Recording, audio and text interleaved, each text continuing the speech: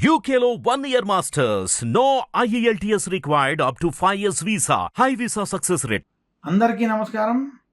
నేను మీ చిలకమర్తి ప్రభాకర చక్రవర్తి శర్మ. మనకి భాద్రపద మాసంలో వచ్చేటువంటి మహాళయ పక్షాలని పితృపక్షాలుగా మహాళయ పక్షాలుగా చెప్పడం జరిగింది. జ్యోతిష్ శాస్త్ర ప్రకారం భాద్రపద మాసంలో కృష్ణపక్ష పాడ్యమి అనగా పౌర్ణమి వెళ్ళినటువంటి తర్వాత రోజు భాద్రపద మాస కృష్ణపక్ష పాడ్యమి తిథి నుండి భాద్రపద మాస అమావాస్య వరకు ఉన్నటువంటి ఈ 15 రోజుల సమయం ఏదైతే ఉన్నదో ఈ 15 రోజుల సమయాన్ని పితృపక్షాల రోజులుగా చాలా పవిత్రమైనటువంటి రోజులుగా చెప్పడం జరిగింది.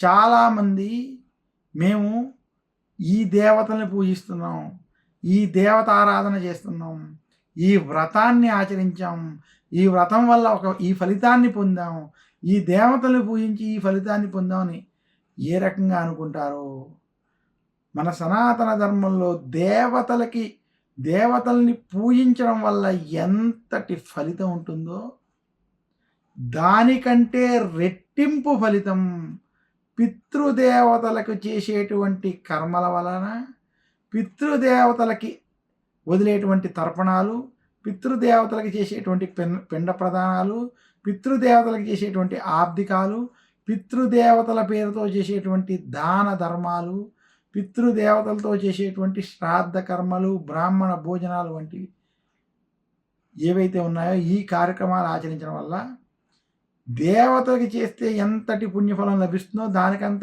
విశేషమైనటువంటి ఫలితం వీటి వల్ల లభిస్తుందని శాస్త్రాలు తెలియజేస్తున్నాయి.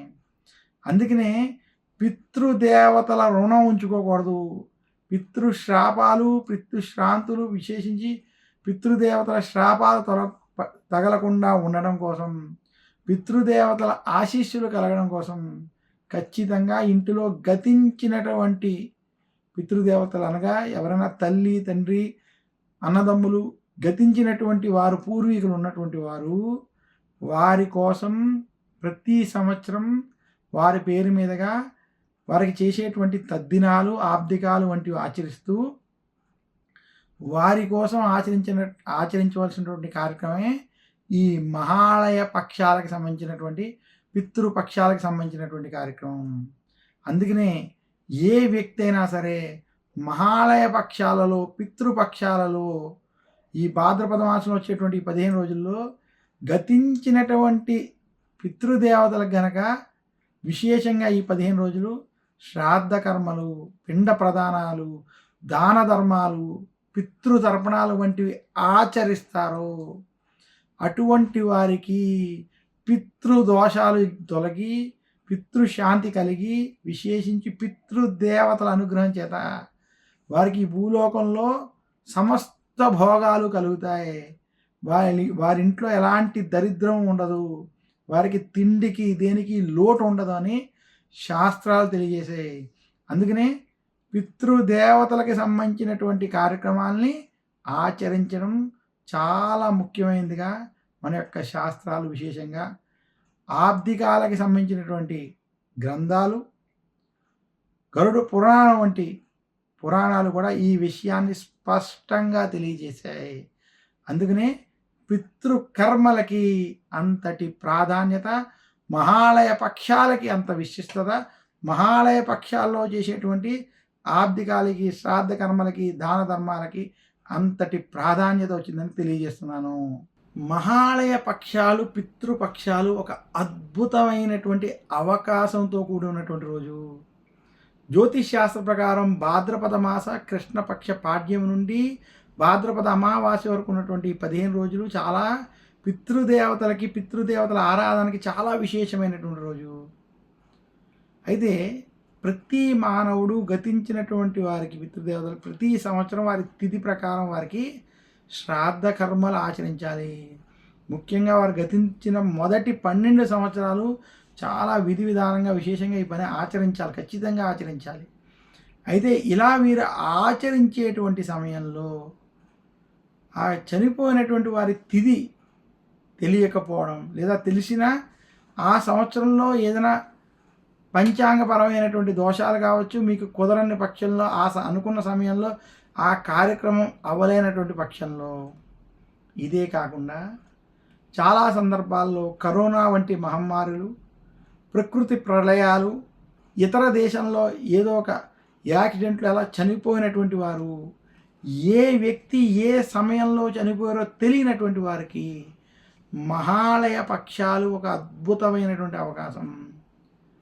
అలా ఏ వ్యక్తి అయినా ఏ సమయంలో చనిపోయారో తెలియనప్పుడు, ఏ తిథిలో చనిపోయారో తెలియనటువంటి పక్షంలో అటువంటి వారు గనక మహాలయ పక్షాల్లో విశేషంగా వారికి శ్రాద్ధ కర్మలు వంటివి ఆచరించినట్లయితే, అందులోనూ విశేషించి మహాలయ పక్షంలో వచ్చినటువంటి మఖా నక్షత్రంతో కూడుకున్నటువంటి రోజు, హస్త నక్షత్రంతో కూడి ఉన్నటువంటి రోజుల్లో, అలాగే విశేషించి త్రయోదశి తిథులు వంటివి ఉన్నటువంటి రోజుల్లో, మహాలయ పక్షంలో వచ్చినటువంటి పాడ్యమి, విద్య, మఖా నక్షత్రంతో కూడుకున్నటువంటి తిథి రోజు, అలాగే త్రయోదశి తిథి, విశేషంగా మహాలయ అమావాస్య రోజు కనుక ఇలాంటి తిథుల్లో కనుక వారికి పిండ ప్రదానాలు, శ్రాద్ధ కర్మలు, దానాలు వంటివి ఆచరించినట్లయితే, తిలతర్పణాలు వంటివి వదిలినట్లయితే అటువంటి వారికి పితృదోషాలు తొలగి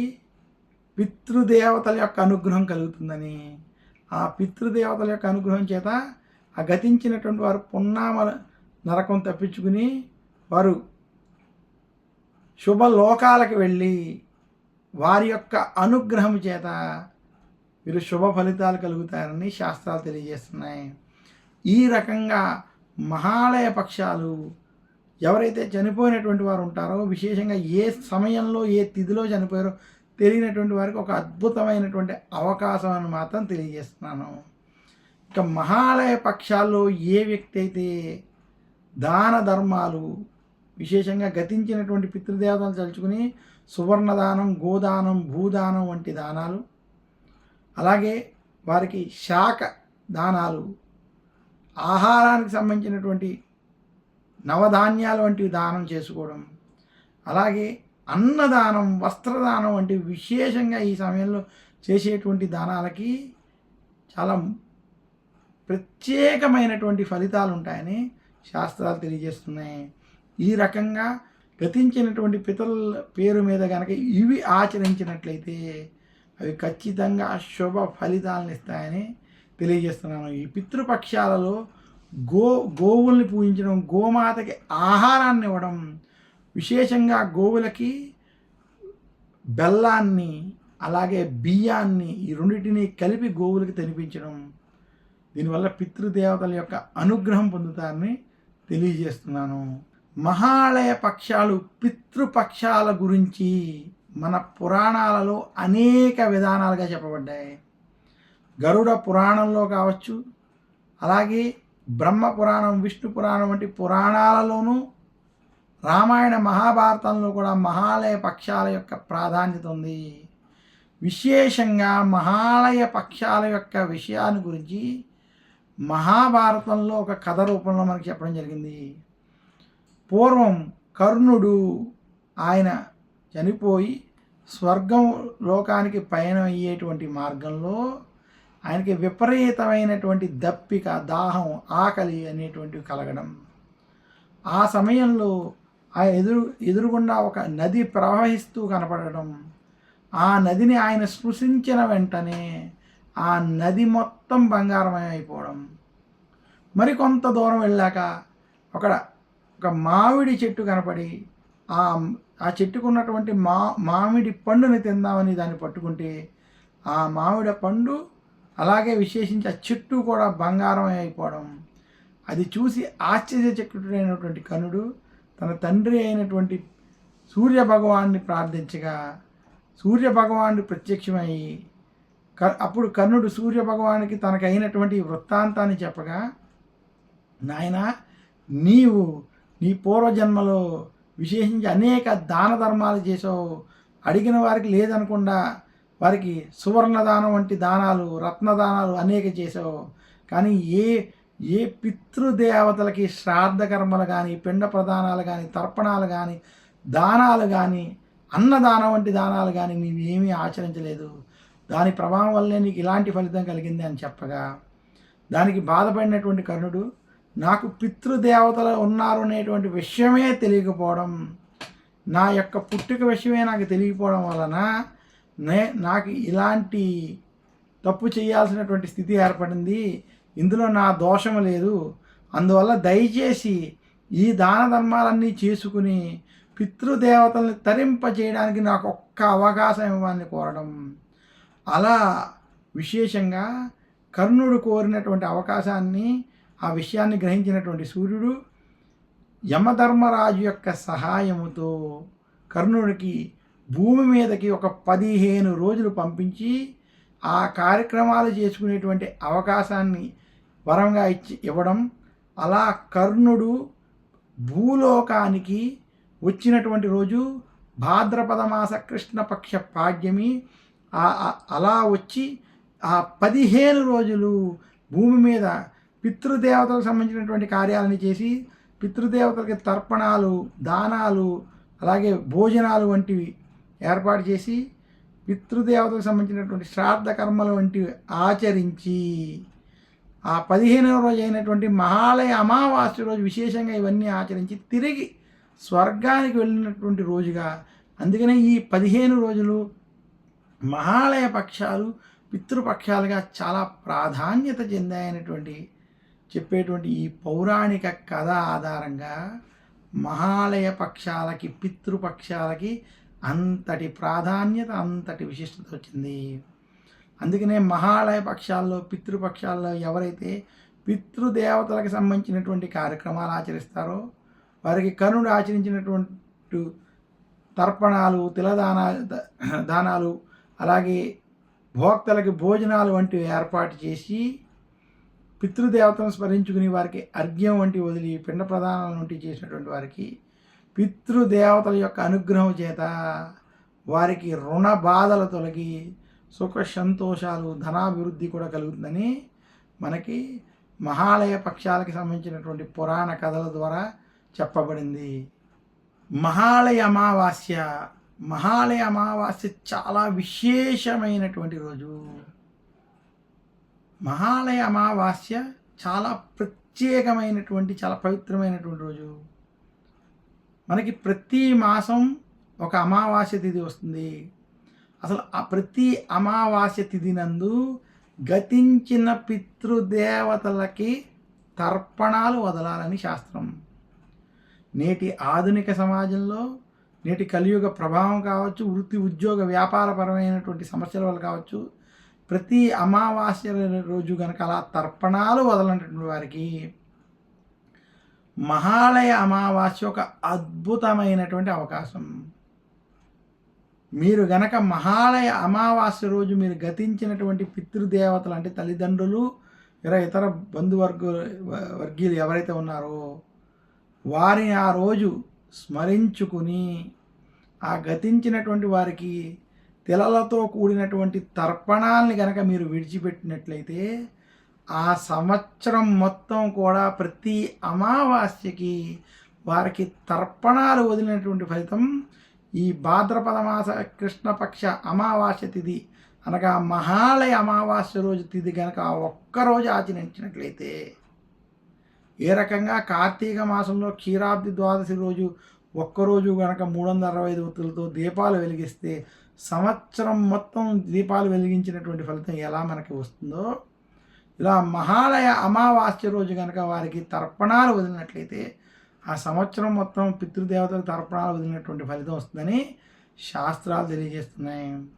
అలాగే మహాలయ అమావాస్య రోజు కనుక ఏ కోసానైనా ఆ సంవత్సరంలో గతించినటువంటి వారికి పిండ ప్రదానాలు వంటి కార్యక్రమాలు ఆచరించలేనటువంటి పక్షంలో మహాలయ అమావాస్య రోజు కనుక ఆచరించినట్లయితే వారు తెలిసి కానీ తెలియక కానీ చేసినటువంటి ఆ తప్పులు ఆ మహాలయ అమావాస్య రోజు చేయడం వల్ల దానికి శాంతి, పితృదేవతల యొక్క శాంతి కలిగి శుభ ఫలితాలు కలుగుతాయి. మీరు ప్రతి సంవత్సరం నిత్యం పితృదేవతల కర్మలు ఆచరించినప్పటికీ మహాలయ అమావాస్య రోజు విశేషంగా పితృదేవతల కోసం మళ్ళీ తర్పణాలు, శ్రాద్ధ కర్మలు, పిండ ప్రదానాలు వంటివి ఆచరించడం వల్ల దానికి ఇంకా విశేషమైనటువంటి ఫలితాలు లభిస్తాయని మాత్రం శాస్త్రం తెలియజేస్తుంది. ఇంతటి విశేషము ప్రాధాన్యత ఉన్నది కాబట్టి మహాలయ అమావాస్యకి చాలా ప్రాధాన్యత పెద్దలు ఇవ్వడం జరిగింది.